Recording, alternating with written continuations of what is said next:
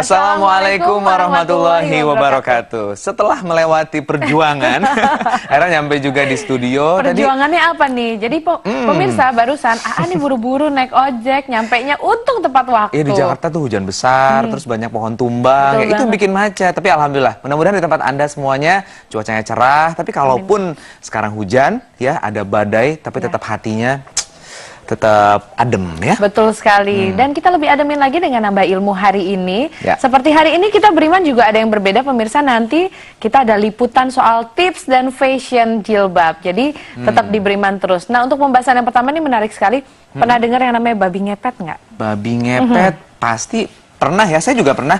Bukannya itu cuma di sinetron aja ya? Enggak loh. Ternyata babi ngepet itu juga ada beneran. Saya juga pikir sama ini sinetron. Nah, kita mau lihat bagaimana babi ngepet menurut pandangan Islam. Langsung kita saksikan beritanya berikut ini.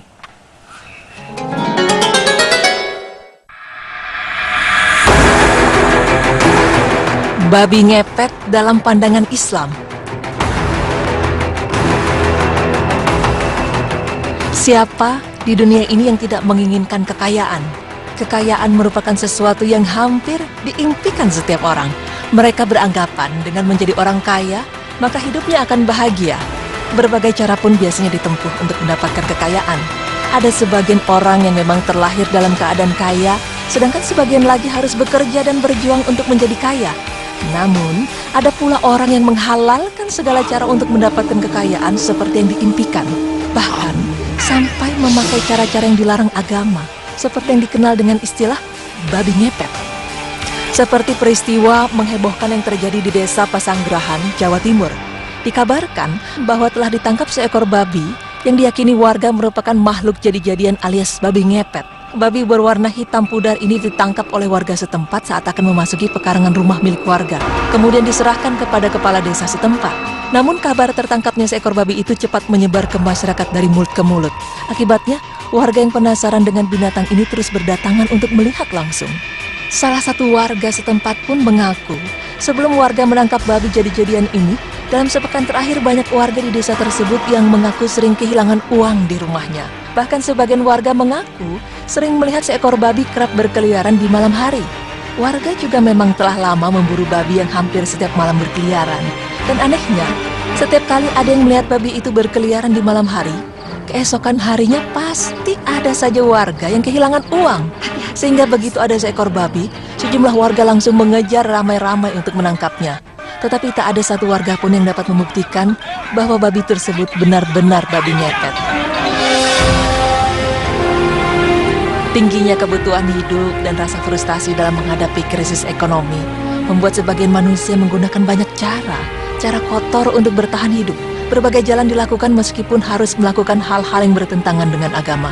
Istilah babi ngepet juga merupakan salah satu jalan bagi orang yang ingin mendapatkan kekayaan secara instan. Lalu pemirsa, bagaimana ya pandangan Islam mengenai fenomena babi ngepet yang terjadi di masyarakat? Benarkah fenomena babi ngepet ini benar-benar ada dan nyata terjadi di masyarakat? Berikut penjelasannya.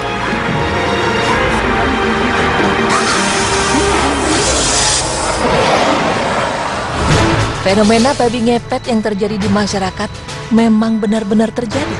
Mungkin di antara kita banyak yang merasa heran mengapa manusia dapat berubah menjadi babi ngepet. Babi ngepet merupakan salah satu pesugihan yang dilakukan manusia dengan cara bersekutu dengan jin. Pesugihan jenis ini menggunakan media ketiga berupa jin untuk mencuri harta milik orang lain. Mereka melakukan kerjasama untuk mencuri harta manusia dan tolong-menolong dalam kemaksiatan. Biasanya, jin dengan senang hati ingin menolong manusia tersebut, karena jin akan selalu menjerumuskan manusia kepada kesyirikan. Karena tak ada satupun manusia yang dapat bekerja sama dengan jin tanpa terjerumus dalam kesyirikan. Maka melalui cara seperti ini, sudah jelas mereka yang melakukan pesugihan telah bersekutu pada jin. Dalam hal ini Rasulullah SAW bersabda, "Jika engkau meminta, mintalah kepada Allah. Jika engkau meminta pertolongan, mintalah pertolongan hanya kepada Allah." Hadis riwayat Tirmizi, hasan sahih. Dari hadis tersebut dijelaskan, sudah seharusnya kita menyembah hanya kepada Allah. Maka wajib pula kita meminta pertolongan hanya kepada Allah. Karena jika kita meminta segala sesuatunya kepada selain Allah, maka itu sebuah kesyirikan. Kita hanya diperbolehkan untuk saling tolong-menolong dalam kebaikan, seperti dalam firman Allah yang artinya, dan saling tolong-menolonglah dalam kebajikan dan takwa, jangan saling tolong-menolong dalam dosa dan permusuhan. Quran Surah Al-Ma'idah ayat 2. Dalam hal ini sangat jelas, kita diwajibkan menyembah dan meminta tolong hanya kepada Allah Subhanahu wa Ta'ala. Pemirsa, walaupun sudah jelas bahwa Allah telah mengharamkan seseorang yang meminta tolong kepada jin, namun ada sebagian ulama yang membolehkan seseorang untuk meminta tolong kepada jin dalam perkara dan syarat tertentu. Seperti dikatakan oleh Asy-Syaikh Muhammad bin Shalih Al-Utsaimin rahimahullah. Syekhul Islam Ibnu Taimiyah menyebutkan bahwa diperbolehkan meminta bantuan kepada jin dengan bentuk yang berbeda-beda. Pertama, meminta bantuan dalam perkara agar taat kepada Allah Subhanahu wa Ta'ala. Contohnya nih, ketika seseorang memiliki teman jin yang beriman, jin tersebut menimba ilmu kepada manusia. Setelah itu jin tersebut dijadikan dai untuk menyampaikan syariat kepada kaum jin atau menjadikan jin sebagai pembantu agar taat kepada Allah Subhanahu wa Ta'ala. Maka hal ini tidaklah mengapa. Kedua, meminta bantuan kepada jin bukan dalam perkara yang diharamkan. Hal yang demikian dicontohkan seperti mengambil harta milik orang lain dengan cara menakut-nakuti manusia dan semisalnya. Hal ini adalah sangat diharamkan di dalam agama Islam. Dan faktanya, sangat sulit mendapatkan bantuan dari jin tanpa terkena jebakan kesirikan yang sudah dipasang jin-jin jahat. Bahkan hampir bisa dikatakan mustahil, karena kita tidak mengetahui hakikat jin tersebut, apakah dia jin jahat atau baik. Karena tidak ada satupun dari kita yang dapat menguasai jin dan menyuruh mereka untuk menuruti kemauan kita. Hal ini terdapat dalam kisah yang datang dari Abu Hurairah. Diriwayatkan bahwa Abu Hurairah menangkap pencuri yang berusaha mencuri harta Baitul Mal yang dijaganya. Kejadian itu justru memberikan petunjuk kepadanya mengenai cara untuk mendapat perlindungan Allah dari kejahatan setan. Petunjuk tersebut adalah membaca ayat-ayat Al-Quran, termasuk ayat kursi, seperti yang diajarkan oleh Rasulullah SAW.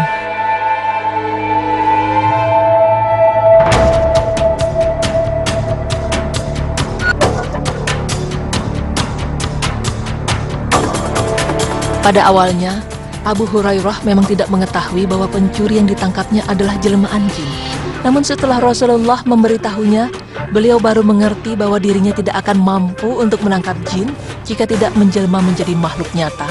Dari riwayat tersebut, sudah jelas bahwa tidak ada satupun orang yang mampu menangkap dan menguasai jin, setan atau roh halus.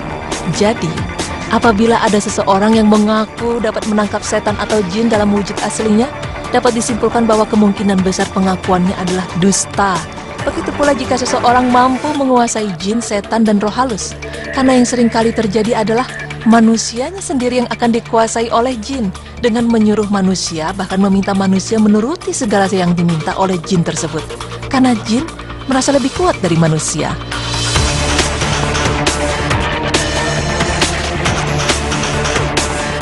Pemirsa beriman, sesungguhnya Allah telah mengatur hubungan antar makhluknya, termasuk hubungan manusia dengan jin. Hanya Allah yang mampu membuat segala sesuatu menjadi ada. Maka syirik hukumnya bagi mereka yang meminta pertolongan kepada selain Allah, seperti bagi mereka yang melakukan pesugihan babi ngepet.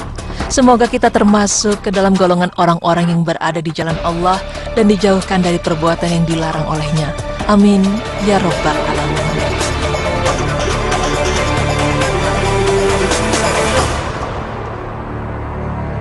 Ya baik pemirsa, kita udah jelas sekali ya bahwa sebaik-baiknya kita meminta pertolongan itu hanya kepada Allah ya, bukan berarti ke jin atau ke yang lain. Ya, karena tadi udah dijelaskan dan ditekankan sekali bahwa yang namanya jin itu tidak dapat dikuasai oleh manusia. Iya, apalagi sekarang nih ya, di zaman krisis ekonomi seperti ini, ada orang yang ingin dengan cara-cara instan mendapatkan uang yang banyak, tapi akhirnya menghalalkan segala cara ya. Benar banget, kita harus hati-hati. Kalau kita merasa kita dapat bantuan, kita dapat menguasai jin, jangan-jangan kita lagi dipermainkan, diperbalikan. Jadi seolah-olah sekarang kita lagi dibantu sama dia, padahal sebenarnya kita yang sedang mau dimanfaatkan oleh jin tersebut. Ya, oke. Jadi sekarang kita tawadu aja deh ya. Betul kita sekali. Konsisten. Tawadu tertawa sambil duduk, bukan? Bukan. Dalam arti yang sesungguhnya. Tahu warna duit. Oh, bukan juga. Artinya tetap konsisten, tetap mengejar dunia juga, tapi jangan melupakan akhirat. Gitu, betul maksudnya. banget. Baik pemirsa, untuk yang selanjutnya nih aku mau nanya dulu, kalau tidur sehari berapa jam? 6 jam. 6 jam. Pernah lebih atau suka lebih ketika tidur? Kalau sekarang sih kayaknya enggak ya. Oh, udah cukup ya karena banyak anak dulu. Kalau saya kadang-kadang tidur suka 8 jam atau lebih. Dan ternyata saya baru tahu pemirsa bahwa tidur banyak itu dapat memperpendek umur.